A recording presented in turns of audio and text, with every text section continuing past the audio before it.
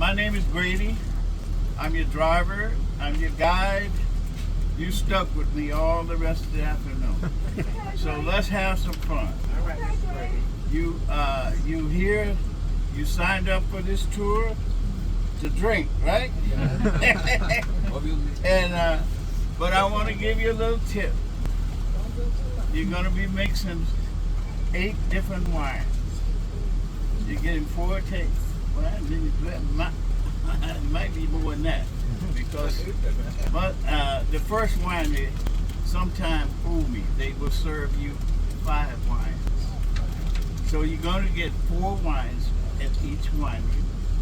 But like I said, the first one sometimes they give you a little extra, and they let you try 5 different wines. Okay? So with all those mixing, I always tell you to be careful, because you never know, mixing 8 different wines sometimes don't agree with everybody. You know? We started our tour from the area which is known as Fisherman's Wharf. Fisherman's Wharf years ago started by the Italians. Now, San Francisco had been discovered from the beginning by the Spaniards. And then that was in the early 1800s. And so the Spaniards actually had been searching for this big bay for a long time.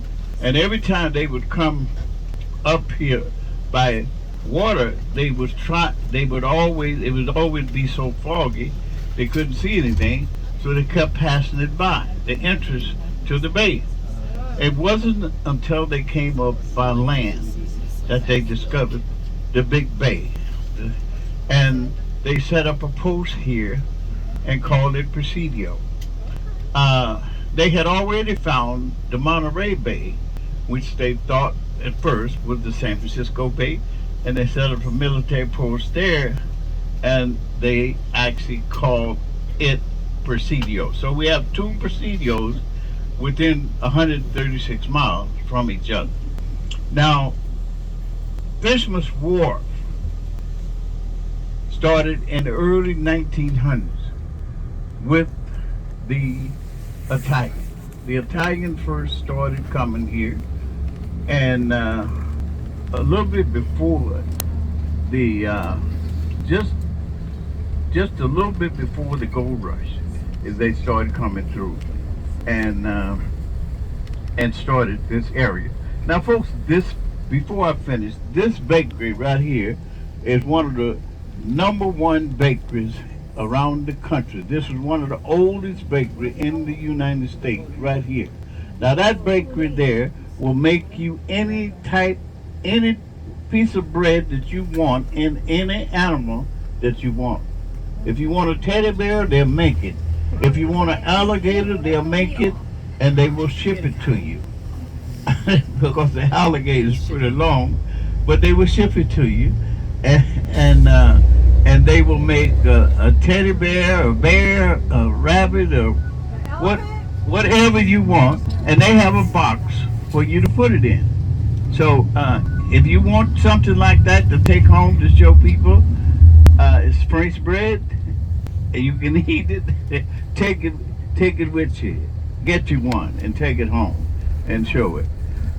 This bakery has started in 1849. In 1849, we had the gold rush started here in San Francisco in 1849. That was the year the gold rush, and so this bakery started breaking bread during that same time. Matter of fact, they made bread for the miners back then, and so they're still going strong today, and started in 1849. Now, right here, folks, this is where Fisherman's Wharf first started. Right here on this corner, this is where they started. They first started. They would go out and they would make a catch, and whatever they caught, they would bring it back, set up stands, and sell it on the sidewalk. And then after that, they started the cook items such as the steamed crabs, the crab lure, and all of that kind of stuff. And just like you can walk up to the little stands right there, order your bowl of clam chowder. You can order crab cocktail, shrimp cocktail, anything. Jefferson right back there, all the way down to Leavenworth.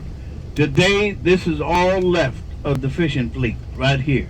There's a little church out there in the middle of the water. The priest gets a text every day on how many boats and what boats are going out every day, and he will actually bless all of the boats that's going out before they leave. Now, Fisherman's Wharf, the families that first started Fisherman's Wharf, they were the Sabellas, the Tarantinas, the Castanolas, the Fisherman's Grotto, and the Aliotas. The Aliota was the last family, and they are the ones is responsible for Fisherman's Wharf being what it is today. Now,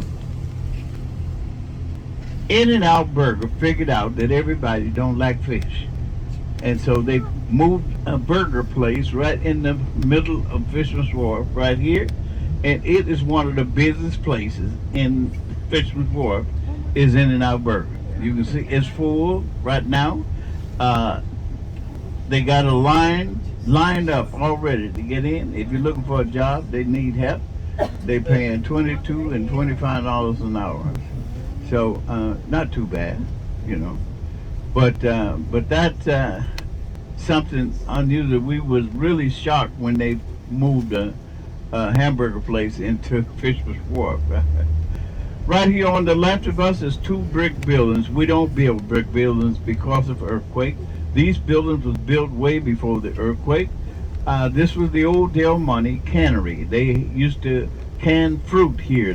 Boats would come in over here on the right from the valley with the fruit, and they would bring it here. They would pack it, process it, and pack it, and then they'd ship it out.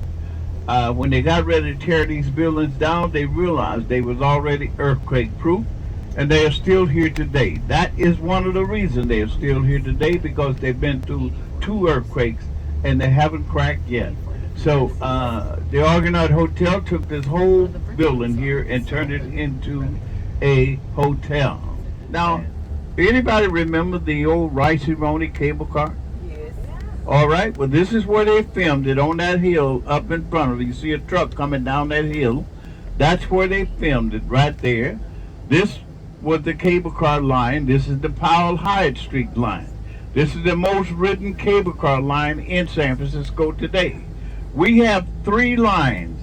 The main line, the number 1 line, is the California Street line that runs east and west. And we have the Powell Mason 3 blocks down to the left, and this Powell Hyde Street, this line right here, this is actually the number 1 line that everybody likes to ride right here. Now, I'm going to give you a little tip. Remember this now. This is your tip for the day. How to ride the cable car. You see that cable car is loading right there. You see a line of people right there. Don't get in that line. Walk up 2 blocks, 1 block or 2 blocks. Let the cable car come to you. They have to leave enough room on the cable car when they load right here for the next 3 stops. Nobody know that but you. Yeah. Really, I'm giving you a tip for today. This is. I'm not just joking with you. This is something serious. If you want to ride the cable car, never get in the line. Always walk from the beginning of the line. Always walk up a couple of blocks and wait for the cable car, because they can't fill it up right there. They have to leave space for at least 3 stops. And so you standing at the next stop, you automatically going to get on the cable car. Okay? So that's your tip for today. But if you tell someone, they will be there before you, and you will miss out. So that's how you ride the cable car. Right here, folks, on the left of us is the old Gilladary chocolate. Gilladary brought its chocolate to San Francisco in 1852. In 1852, Gilladary started with its chocolate here in San Francisco. He stayed here till 1916. In 1916, he moved from San Francisco over to the courtyard. On the right-hand side, there's a beautiful little lake there that you can visit. Used to be a museum inside here. That bridge in the world that was built, called the Golden Gate. The Golden Gate actually stretches over a body of water that's known as the Golden Gate. Tower is in San Francisco County. The second tower is in Marin County. This bridge actually, and so you can drive across, walk across, jog across, run across, ride, skateboards, roller skate, bikes of all kinds. There's a lot of ways you can get across this bridge. This was the #1 single-span bridge built in the world. Today, it's number 13. There's 13 bridges, single span, that they have built since they built this. Now, the longest single span bridge today is in Japan. And but this will always be #1, because this was the first single span bridge that was built anywhere in the world. It's right here. So anyway, folks, we are on the bridge. We actually are going to go down to the little town of Sausalito. That's where we're going to pick up 4 more people. And then we'll continue on to the wine country. Over here to the right of us, $20 million homes up in here. I mean, it's the hill, and they can see, when it's clear, they can see all the way across to Oakland.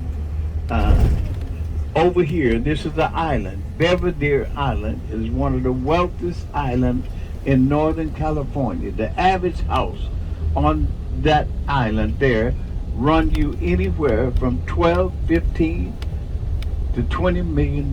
They kind of figured it out, which would be the best. And because you don't have to own a winery to grow grapes. If you grow the grapes, if you got the property to grow the grapes, the winery will come to you, because they would rather for you to grow the grapes, and they just pay you for it.